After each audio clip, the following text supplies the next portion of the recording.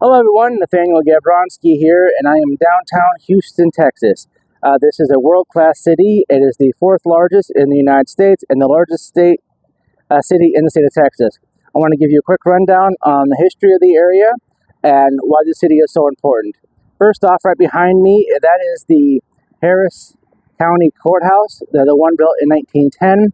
It is still an active courthouse, even though they have a couple of annexes and have a lot of different administration building for a lot of things. That is still an active courthouse. Behind me, you start to see the skyline. My apologies for the fog. I couldn't find any really better place to have the skyline because of the fog, obscuring most of the beautiful buildings. But here I am in downtown Houston. I thought I'd talk to you a little bit about the history of the area and why this is an important place in the state of Texas. So this area, we are in Harris County, okay, and it's really called the Harrisburg County because of the city of Harrisburg. The city of Harrisburg, kind of go over this again, is founded by a guy named John Harris. He was born October 22nd in 1790 in the state of New York. He would marry a woman by the name of Jane Birdall Harris, and they would kind of move around the United States before they realized that the Immisario program in Mexico and the part of Texas was going to be a good fit for them. They moved back to the state of New York in preparation for this. John actually comes down to Texas in 1823 and kind of starts setting up the little settlement. He is building levels of industry, so we're talking about mills, other types of industry that city would need. He travels to New Orleans to get some supplies, and he unfortunately comes down with yellow fever and dies in New Orleans on August 21st of 1829. He unfortunately, that's the end of his story. But his wife Jane, she comes down to Texas in 1833. Now she keeps the name Harrisburg because the name meant a lot to John, not because it was his last name and the name of her children, but for John, he named it Harrisburg because his grandfather, the city of Harrisburg, Pennsylvania, is actually named after him. So there's a legacy there that Jane wanted to keep. Jane actually works hard at making Harrisburg a good city and a place of industry. Its location actually along the bayous is actually really important. A lot of shipping and transportation with shipping is able to come through there because of the mouth going into of many rivers going into the Gulf of Mexico in this area. And so it's very important for commerce in the Republic of Texas. It also plays its part as the capital city a couple of times and in very, very important periods in Texas history. So after the Battle of Alamo, the Santa Anna is moving eastward, searching for the remnants of the Texas government. Sam Houston is trying to build up forces during the runaway scratch where they are, technically retreating away from the Alamo. Goliad has been sacked and burned, everyone killed. Gonzales, they burn it into the ground. They are trying to get as far east as they can, try to build up forces. They luckily find out where Santa Anna is headed, and he's headed straight to Harrisburg. Now, the government of Texas, they're actually meeting in Harrisburg, and they actually use James Harris's home that she built when she arrived here in Texas as the Capitol building. And so the whole government's meeting in her house from March 22nd to April 13th of 1836. When they find out that Santa Anna is on his way here, they flee to Galveston. Now, once Sam Houston finds out, because he got lucky and found a soldier who was left behind, he knew where Santa Anna was going and where he needed to go. So Sam Houston makes his way down here as fast as he could and arrives at where Santa Anna is going to be heading to, which is going to be the Lynch's Ferry, named after Nathaniel Lynch, a ferryman and businessman who arrived in this area several years earlier along the San Jacinto River. Houston gets down here on the 20th in the morning. He gets here several hours before Santa Anna arrives and gets a good camping spot among the trees and is able to hide from Santa Anna. During the 20th, when Santa Anna arrives, there's a couple of skirmishes, but nothing major. In fact, the Texians avoid catastrophic losses due to some quick thinking of some Texian soldiers fighting off a charge from the Mexican army. The Mexicans who were here, some of the more reinforcements arrived, way outnumbering that of Sam Houston's forces. The night in the 20th and the 21st, they are digging fortifications, and they're up all night, up all morning, waiting for this attack from the Texans to come. That this never comes, never comes, never comes. Santa Anna relieves his soldiers, says, stand down, get, refurbish yourself, get, clean clothes, food, sleep. That's when Houston attacks. And actually, in 18 minutes, the Battle of San Jacinto is over. The killing goes on for several hours later. Because of Sam Houston's thoughtful, thinking, he having a bridge blown up behind the Mexican army, Santa Anna and his brother-in-law, General Duclos, can't escape, and they're captured.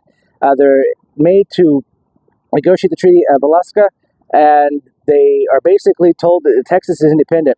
Now, the government of Mexico never, ever recognizes nor ratifies the treaty, but essentially it does make Texas independent. So at this point, the government comes back to Harrisburg, and they're rebuilding the city of Harrisburg, and the city of Harrisburg is developing and becoming a good city.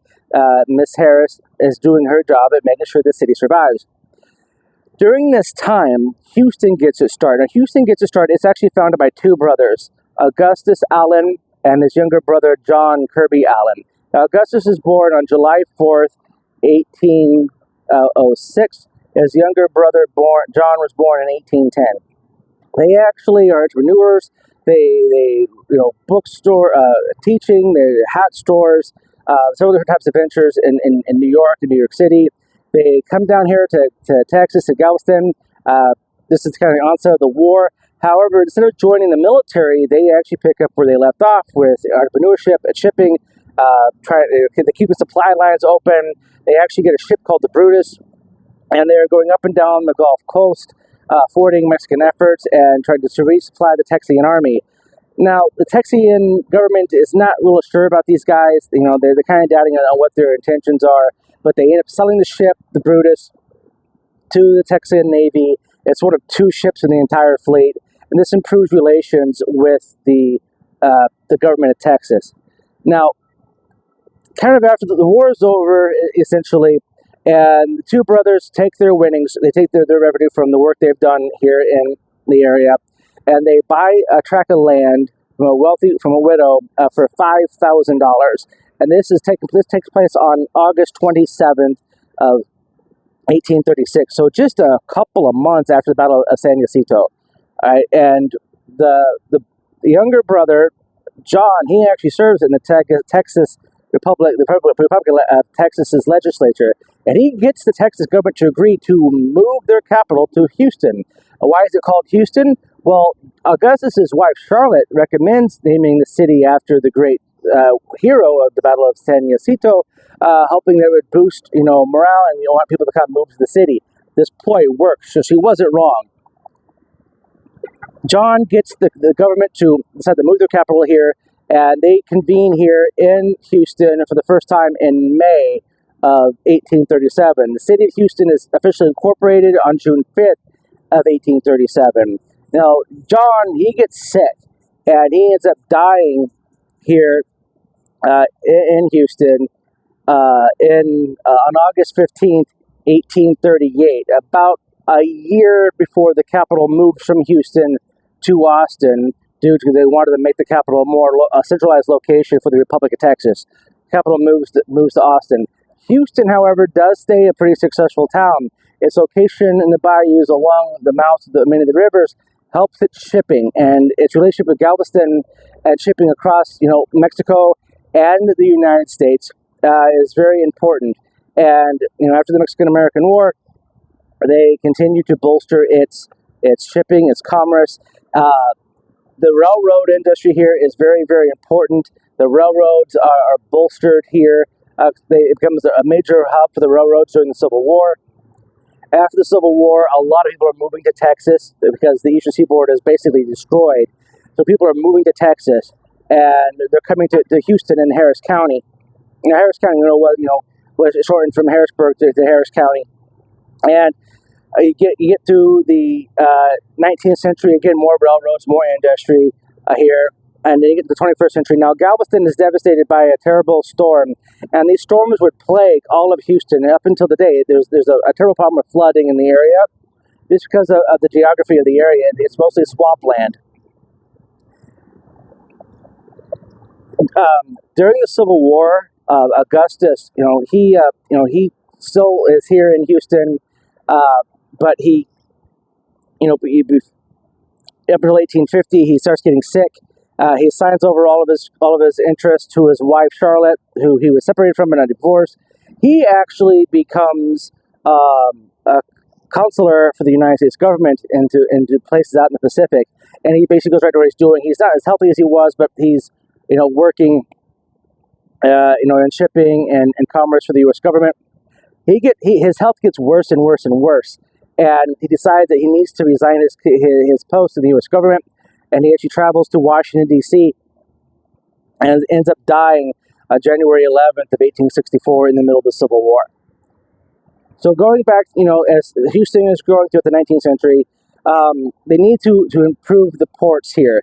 So Teddy Roosevelt and Woodrow Wilson both assist with this by, getting money down here to actually help, improve the conditions of the ports and the rivers, the mouths. And actually today, Houston, Texas International Shipping Water Board is the largest by tonnage in the United States, second overall tonnage port here in the United States. So that shows a lot of commerce here in Houston, which was founded as a plot to sell lots and sell land. It was land speculation that made Houston what it was initially. This commerce continues to be the heartbeat of the city of Houston. Even though it's no longer the capital, it is a capital of culture, industry. There's actually the only place with more Fortune 500 companies in its city limits than New York, than Houston is New York City. Houston is a major place for medical investment and medical research and technology. So NASA is here, the Space Center. In fact, in 1966, because of the astronauts and the work in NASA, the very first domed sporting stadium, the Astrodome, was built. Houston now has major teams in basically every single sport. Ones that people watch on TV and ones that the sports wish you would watch on TV. Houston is just continuing to grow.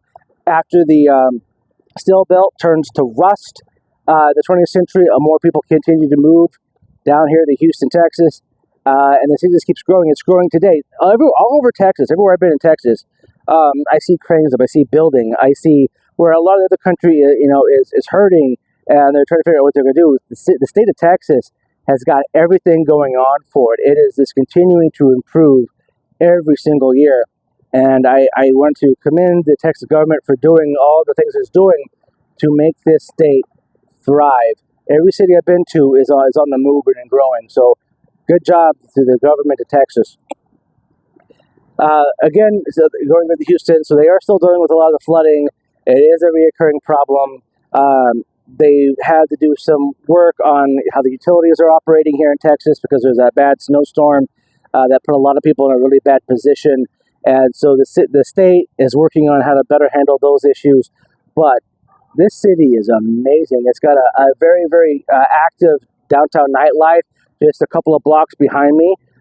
It does have a somewhat of a skyline, more so than Austin, and I think it's a little bit nicer than that of Dallas's. It's a really great, amazing city.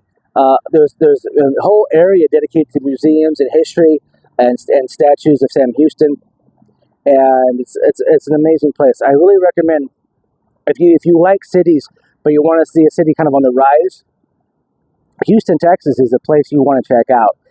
Texas as a whole is a state that's improving in literally every aspect of life down here in commerce, housing, basically everything you'd want, culture, science, academics. It's all here. Industry, cutting edge of industries, Texas. Cutting edge of medical technology, Texas. Everything's here in Texas. Jobs are booming, and I recommend everyone coming checking out the great state of Texas and this beautiful city of Houston, a global city of Houston. It's actually one of the most diverse places in the entire country. So please come check it out. My name is Nathaniel Gavronski. Please like, share, and subscribe to these videos. Stay healthy, stay wealthy. As always, stay wise, Texas.